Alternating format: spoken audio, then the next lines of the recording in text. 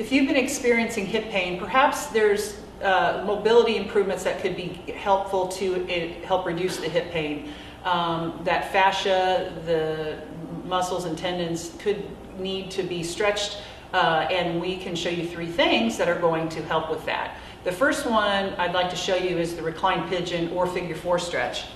On our back side, while our back's nice and supported, we're going to bring the right ankle above the left knee and then hugging that left thigh into our chest by binding our hands behind the thigh.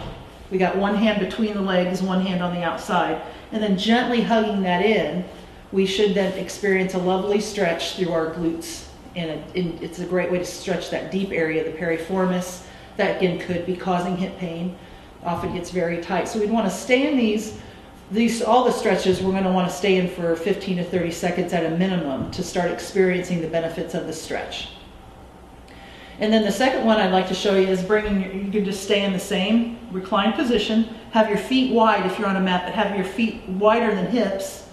And then we're going to take our arms out into a cross position and then just gently lower the knees, both legs to one side. And what that gets us is a really nice front of the hip stretch and even down into the quad. And again, we should be able to just lay into this twist without any pain, but enjoying a lovely stretch there. Now, if there is any discomfort, we can always prop up your legs with a block or a pillow or something from home, if that will help you lay comfortably into the stretch, but still getting a good stretch on that top leg. And then you'll get a nice inner thigh stretch on the opposite leg. And make sure, again, you do that to the same amount of time on both sides.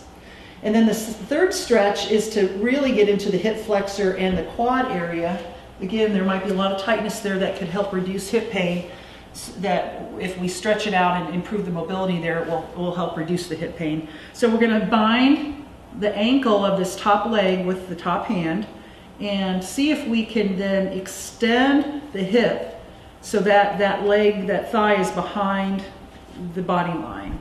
And as we do that, we're wanting to press the foot into the hand, and that actually gives us a better hip flexor and quad stretch instead of just over flexing the knee. So we actually want to push the foot or the ankle into the hand, and that gives us a lovely hip flexor stretch in a pretty safe position. If it's hard for you to bind your ankle because of limited mobility in the hip, we've always grab a strap, a towel, or something to help make that connection and still get the benefit of this type of, I call a sideline quad stretch, but it really gets your hip flexor as well.